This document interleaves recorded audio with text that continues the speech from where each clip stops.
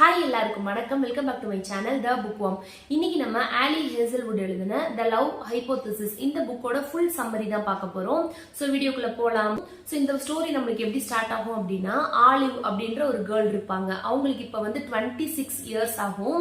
அவங்க ஸ்டான்ஃபோர்ட் யூனிவர்சிட்டியில PhD பண்ணிட்டு இருக்காங்க. பேன்கிரியாட்டிக் கேன்சரை பத்தி தான் ரிசர்ச் பண்ணிட்டு இருப்பாங்க. ஸோ இப்படி போயிட்டு இருக்கும். இவங்க இவங்களோட ஃப்ரெண்ட் ஆன் அப்படின்னு ஒரு கேர்ள் இருப்பாங்க. அவங்கள கன்வின்ஸ் பண்ண நினைப்பாங்க. என்ன அப்படின்னா, ஆனுக்கு ஆலிவோட எக்ஸ் பாய் ஃப்ரெண்ட் மேல ஒரு லவ் இன்ட்ரெஸ்ட் இருக்கும். ஸோ இப்போ ஆனா ஆன் அதை வெளியே எக்ஸ்பிரஸ் பண்ண மாட்டாங்க. ஏன் அப்படின்னா, அவங்க ஃப்ரெண்ட் ஆலிவ் அஃபண்ட் ஆயிருவாங்க. அவங்க பிரேக்கப் பண்ணதுக்கு அப்புறமா, அவங்க பாய் ஃப்ரெண்டை பிரேக்கப் பண்ணதுக்கு அப்புறமா இன்னும் அவங்க எந்த கமிட்மெண்ட்டும் கொடுக்கல, வேற யாருக்கும் லவ் கமிட்மெண்ட் கொடுக்கல. இப்போ நம்ம போய் அவங்களோட எக்ஸ் பாய் ஃப்ரெண்டை லவ் இன்ட்ரெஸ்ட் இருக்குன்னு சொன்னோம்னா அவங்க ஹர்ட் ஆயிருவாங்கன்னு சொல்லிட்டு அவங்க ஃப்ரெண்ட் ஆன் சைலண்டாவே இருப்பாங்க. பட் இந்த விஷயம் எல்லாமே ஆலிவுக்கு தெரியும். ஸோ அவங்க ஃப்ரெண்டை கன்வின்ஸ் பண்ணணும், நம்ம எக்ஸ் பாய் ஃப்ரெண்டை அவங்க டேட் பண்ணிக்கட்டும், நம்ம ஓகே சொல்லுவோம். அதுக்கு அவளை கன்வின்ஸ் பண்ணணும். என்ன அப்படின்னா, நான் என் லவ் லைஃப்ல நல்லா தான் போயிட்டு இருக்கேன், நீ என்னோட எக்ஸ் பாய் ஃப்ரெண்டை டேட் பண்ணி எனக்கு எந்த பிரச்சனையும் இல்லை அப்படின்ற மாதிரி கன்வின்ஸ் பண்ணணும் அப்படின்னு நினைப்பாங்க. அதுக்கு ஆலிவ் நான் ஒரு ஆளை நாளைக்கு டேட் பண்ண போறேன் அப்படின்ற மாதிரி சும்மா ஃபேக்கா சொல்லிடுவாங்க ஆன் கிட்ட. ஸோ இதை ப்ரூவ் பண்ணணும் அப்படின்றதுக்காக நெக்ஸ்ட் டே ஆன் கேம்பஸ்குள்ள வரப்போ ஆலிவ் ரேண்டமா ஏதோ ஒரு பையனை பிடிச்சி கிஸ் பண்ணிடுவாங்க. ஸோ இந்த பையனை தான் நான் டேட் பண்றேன் அப்படின்ற மாதிரி ஐ விட்னஸ்க்காக ஆன் முன்னாடி அப்படி செஞ்சிருவாங்க. ஸோ அந்த கிஸ் பண்ண அந்த பாய் யாரு அப்படின்னா ஆடம். அவர் தான் இந்த புக்கோட மெயின் லீடு.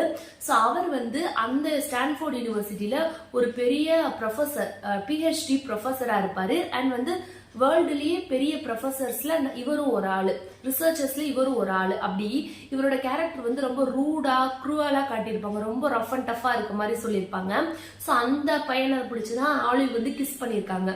ஸோ இதை பண்ற வரைக்கும் அவங்களுக்கு தெரியாது, யாருன்னே தெரியாது. பண்ணதுக்கு அப்புறம் அவங்களுக்கு பயம் வந்துடும். அப்படியே எப்படியோ ஆனை நம்ம கன்வின்ஸ் பண்றோம்னு நினைச்சிட்டு வந்துருவாங்க அந்த ஸ்பாட்டை விட்டு. ஸோ இப்படி இருக்கிறப்போ ஆன் அண்ட் அவங்களோட ஃப்ரெண்ட்ஸ் எல்லாம் சேர்ந்து, ஆலிவோட ஃப்ரெண்ட்ஸ் எல்லாருமே சேர்ந்து ஆலிவ் கிட்ட கொஸ்டின் கேட்பாங்க. நீ எப்போ ரிலேஷன்ஷிப்புக்குள்ள போன, அதுவும் ஆடம் இந்த ப்ரொஃபஸர் கூட அப்படின்ற மாதிரி எல்லாமே கேட்பாங்க. ஆலிவுக்கு ஆன்சரே வராது, என்ன சொல்றதுன்னு தெரியாது, ரொம்ப ஸ்ட்ரகிள் பண்ணிட்டு இருப்பாங்க.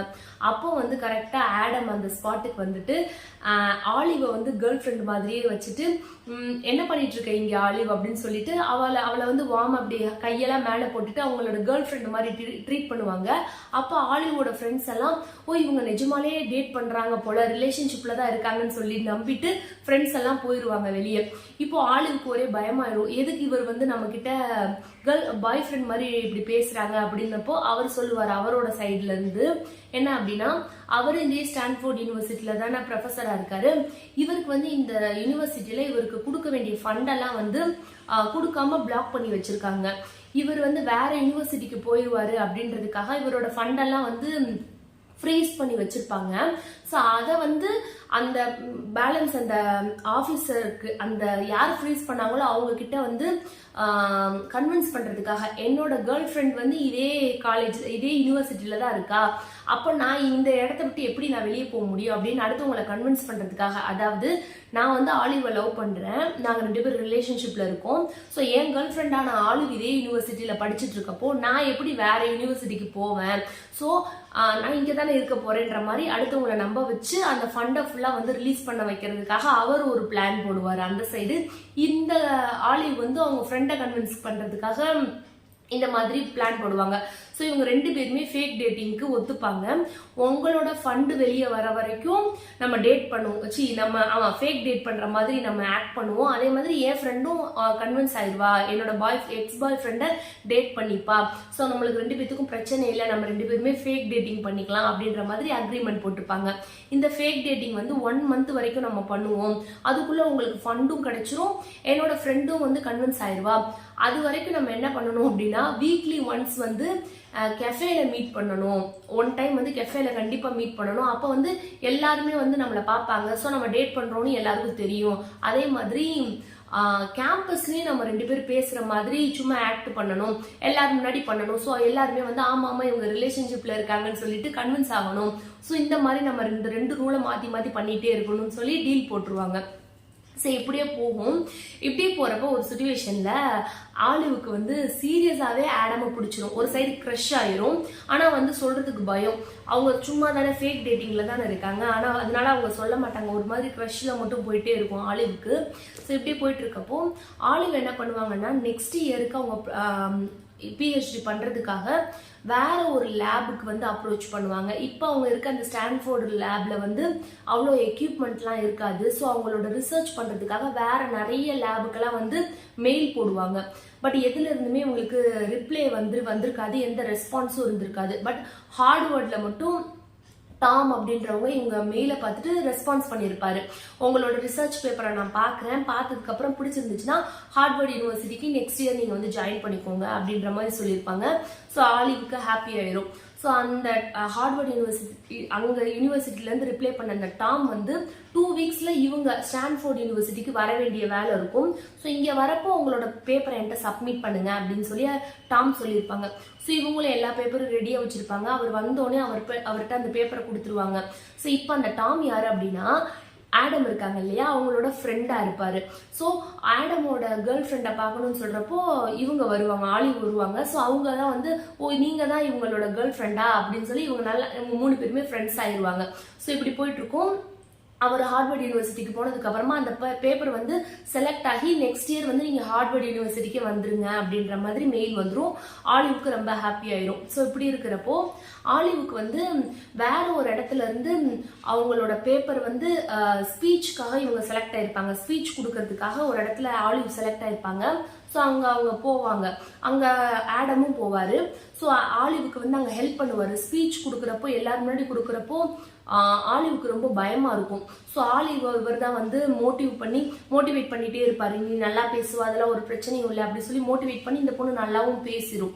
ஸோ இப்படி இருக்கிறப்போ அங்க ஸ்டே பண்ணிருப்பாங்க. அந்த இடத்துல அந்த ஸ்பீச் கொடுக்க போறதுக்காக ஒரு இடத்துல ஸ்டே பண்ணிருப்பாங்க ஹோட்டல்ல.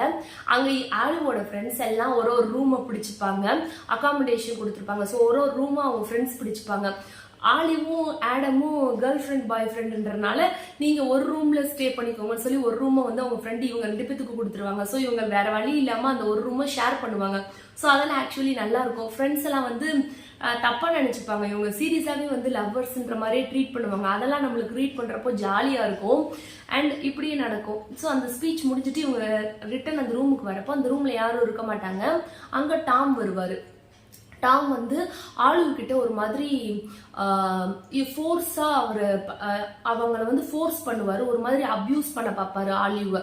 அப்போ டாமை வந்து அவங்க தள்ளி விட்டுட்டு ரொம்ப ஒரு மாதிரி ஃபீல் பண்ணி ரொம்ப அழுக ஆரம்பிச்சிருவாங்க. ஸோ அந்த இடத்துக்கு ஆடம் வருவாரு. ஆடம் வரப்போ என்னாச்சுன்னு ஆலிவ்கிட்ட கேட்கிறப்போ ஆலிவ் வந்து எதுவும் சொல்லாம ரொம்ப அழுதுட்டே இருப்பாங்க. ஏன்னா டாமை பத்தி அவர் என்ன பண்ணாங்கன்னு சொல்லணும்னா நம்மள நம்ப மாட்டாங்க ஆடம். பிகாஸ் வந்து நம்ம சும்மா ஃபேக் டேட் தான் பண்ணிட்டு இருக்கோம். அவரோட ஃப்ரெண்டு டாம், அவரை போய் நம்ம எப்படி சொன்னா நம்புவாரு, எந்த ப்ரூஃபும் இல்லை, நம்ம சொல்ல வேணாம்னு சொல்லி அவங்க அப்படியே ஹைடு பண்ணிடுவாங்க. பட் வந்து அந்த டாம் வந்து இவங்களை ஆலிவ் அபியூஸ் பண்ண ட்ரை பண்றப்போ தெரியாமையே ஆலிவுக்கே தெரியாம அவங்க போன்ல வந்து ரெக்கார்ட் பண்ணி வச்சிருப்பாங்க, வாய்ஸை ரெக்கார்ட் பண்ணி வச்சிருப்பாங்க. அதை வந்து கொஞ்ச நாளுக்கு அப்புறம் தான் ஆலிவ் பார்ப்பாங்க. அதை அவங்க ஃப்ரெண்ட்ஸ் கிட்ட எல்லாம் ஆலிவ் காட்டணுன்னே அவங்க ஃப்ரெண்ட்ஸ் சொல்லுவாங்க, நீ போய் கண்டிப்பா இதை ஆடம்கிட்ட காட்டு, ப்ரூஃப் இருக்குல்ல ஆடம்கிட்ட காட்டுன்னு சொல்லி அனுப்பிச்சுடுவாங்க. ஸோ அங்கேருந்து வந்து ஆடம்கிட்ட அந்த வாய்ஸ்லாம் போட்டு காட்டினோடனே ஆடமுக்கு தெரிஞ்சிடும் அவங்க ஃப்ரெண்டு டாம் தான் அப்படி பண்ணியிருக்காங்கன்ட்டு. ஸோ அந்த ஹார்வர்ட் யூனிவர்சிட்டியிலேருந்து டாமை வந்து ஃபயர் பண்ணிடுவாங்க, அவரோட வேலையிலேருந்து அனுப்பிச்சிடுவாங்க. அதே மாதிரி ஆடமை வந்து ஆடம் இல்லை ஆலிவ் வந்து ஸ்டான்ஃபோர்ட் யூனிவர்சிட்டி பக்கத்துலேயே ஒரு பெரிய லேப்ல வந்து செலக்ட் ஆகி அங்கேயே அவங்க செட்டில் ஆகிற மாதிரி இருக்கும். ஸோ இப்படி இருக்கப்பதான் வந்து ஆலிவ் வந்து அவங்க லவ்வை வந்து ஆடம்கிட்ட சொல்லுவாங்க. ஆடமும் அக்செப்ட் பண்ணிப்பாரு. ஸோ அக்செப்ட் பண்றப்போ இதுக்கப்புறம் என்ன ஆகும் அப்படின்னா ஆடமோட ஃப்ரெண்டு மூலியமா ஆலிவுக்கு தெரிய வரும். என்ன அப்படின்னா அவரோட ஃப்ரெண்ட் என்ன சொல்லுவாங்கன்னா ஆடமும் நீயும் வந்து 3 இயர்ஸாவே டேட்டிங்ல தானே இருக்கீங்க, 3 இயர்ஸாவே உங்களுக்கு தெரியும்ல அந்த மாதிரி சொல்லிடுவாங்க. ஆனா வந்து ஆலிவுக்கு கன்ஃபியூஸ் ஆகும். அவங்க 2 பேருமே ஃபேக்கா டேட் பண்ண ஆரம்பிச்சு 1 மந்த் கிட்ட தான் இருக்கும். 3 இயர்ஸா எப்படி தெரியும் அப்படின்னு யோசிக்கிறப்பதான் ஒரு விஷயம் நம்மளுக்கு காட்டுவாங்க. இந்த ஸ்டோரி எல்லாம் ஸ்டார்ட் ஆகிறதுக்கு முன்னாடி நம்மளுக்கு இந்த புக்ல ஃபர்ஸ்ட் பேஜ் அதுதான் இருக்கும். என்ன அப்படின்னா 3 வருஷத்துக்கு முன்னாடி ஆலிவ் வந்து அந்த ஸ்டான்ஃபோர்ட் யூனிவர்சிட்டிக்கு வந்திருக்கப்போ என்ன ஆகும் அப்படின்னா அவங்க கான்டாக்ட் லென்ஸ் வந்து எக்ஸ்பைரி ஆனதா இருக்கும் ஆலிவுக்கு. அதை வந்து அவங்க வந்து வாஷ்ரூம்ல வந்து வாஷ் பண்ணிட்டு இருப்பாங்க. ஸோ அவங்களுக்கு அவ்வளவா விஷன் வந்து கிளியரா தெரியாது. ஸோ அப்போ வாஷ் பண்ணிட்டு இருக்கப்போ அவங்க ரொம்ப பயந்துட்டே இருப்பாங்க.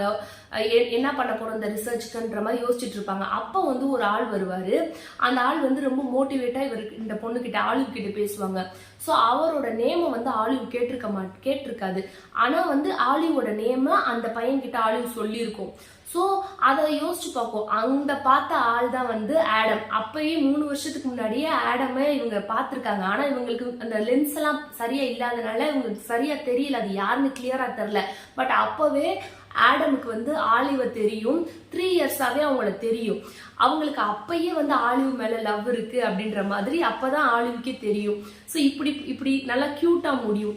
ஆக்சுவலா இந்த புக் ஒரு நல்லா இருக்கும். ரீட் பண்றப்போ நம்மளுக்கு ஸ்மைலா வந்துட்டே இருக்கும். ஒரு லைனும் ரீட் பண்றப்போ ரொம்ப ரொம்ப ஜாலியா இருக்கும். நம்மளுக்கே ஏதோ ஒரு பட்டர்ஃப்ளை மூமெண்ட் வந்த மாதிரி இருக்கும். பட் என்ன பிரச்சனை அப்படின்னா எனக்கு இந்த புக்கை ரீட் பண்றப்போ என்ன பிரச்சனை ஆச்சுன்னா, இந்த புக்கோட ஸ்டோரி லைன் வந்து எத்தனை பேர் பார்த்துருப்பீங்கன்னு தெரியல. கே டிராமா பிளேஃபுல் கிஸ்ன்னு சொல்லிட்டு கே டிராமால ஒரு எபிசோட் வைஸ் நம்மளுக்கு சீரிஸ் மாதிரி போட்டுட்டு இருந்தாங்க. பிளேஃபுல் கிஸ்ன்ற ஒரு சீரியல் வந்து கே டிராமால. அதுல பிளாட் லைன் இப்படிதான் இருக்கும். அதுல ஒரு ஹீரோயின் வந்து மாங்குன்னு ஹீரோ பின்னாடி போயிட்டே இருக்கும். அந்த பையன் கண்டுக்கவே மாட்டான், ரூடான பையனா இருக்கும். இப்படி போயிட்டு இருக்கோம். ஃபைனலா பார்த்தா அந்த பையனுக்கு ஆல்ரெடி இந்த பொண்ணு மேல லவ் வந்திருக்க மாதிரி நம்மளுக்கு காட்டுவாங்க. எபிசோட் முடியறப்போ லாஸ்ட் எபிசோட்ல முன்னாடித்துல இருந்தே அந்த பையனுக்கு தான் ஃபர்ஸ்ட் இந்த பொண்ணு தெரிஞ்சிருக்கும், பிடிச்சிருக்கும். இந்த பொண்ணுக்கு அப்புறம் தான் அவனை பிடிச்சிருக்கும். ஸோ இதே கான்செப்ட் தான் இந்த புக்லயும் வந்திருக்குன்றப்போ எனக்கு அவ்வளவா சர்ப்ரைஸா இல்லை, அவ்வளவா வந்து ஒரு மாதிரி ஃபயர் ஆகலை. ஆனால் வந்து ரீட் பண்ணுறப்போ எனக்கு பாதி புக் ரீட் பண்ணிட்டு இருக்கப்போ எனக்கு ரொம்பவே பிடிச்சிட்டே இருந்துச்சு. ஃபைனலாக வரப்போ எனக்கு அந்த கே டிராமாவோட கனெக்ட் ஆன மாதிரி இருந்தனால எனக்கு ரொம்ப இந்த புக்கு கொடுத்த ஹைப்பு கொடுத்தாங்கல்ல இந்த புக்குக்கு, அந்த அளவுக்கு எனக்கு இது அவ்வளவா வந்து பிடிக்கல. ஏன் அப்படின்னா ஆல்ரெடி எனக்கு இந்த கான்செப்ட் தெரிஞ்சிருச்சு. அதனால மேபி இந்த இது வந்து ஏன் தப்பா கூட இருக்கலாம். ஆல்ரெடி அந்த கே டிராமா பார்த்தது மேபி ஏன் தப்பா கூட இருக்கலாம். பட் அந்த டிராமாலாம் பார்க்கல, எந்த எபிசோடும் நான் வந்து கொரியன் சீரிஸே பார்க்க மாட்டேன், இந்த புக்கு தான் நான் ஃப்ரெஷ்ஷாக ரீட் பண்ண போறேன் அப்படின்னா உங்களுக்கு டெஃபினட்டா இந்த புக் பிடிக்கும். நான் சொன்ன மாதிரி ஒவ்வொரு லைனும் ரீட் பண்றப்போ நம்மளுக்கு சிரிப்பா வரும். நம்மளுக்கே தெரியாம நம்ம ஸ்மைல் பண்ணிட்டே இந்த புக்கை ரீட் பண்ணிட்டே இருப்போம். ஸோ ஷுவரா அந்த புக் படிக்கல அப்படின்னா படிங்க. ஆல்ரெடி அந்த டிராமா பார்த்துருக்கேன் அப்படின்றவங்க வந்து எனக்கு சொல்லுங்க யார் யாரெல்லாம் பார்த்துருக்கீங்க அப்படின்னு நானும் தெரிஞ்சுக்கிறேன். ஸோ நெக்ஸ்ட் வீடியோவில் பார்க்கலாம். பாய்.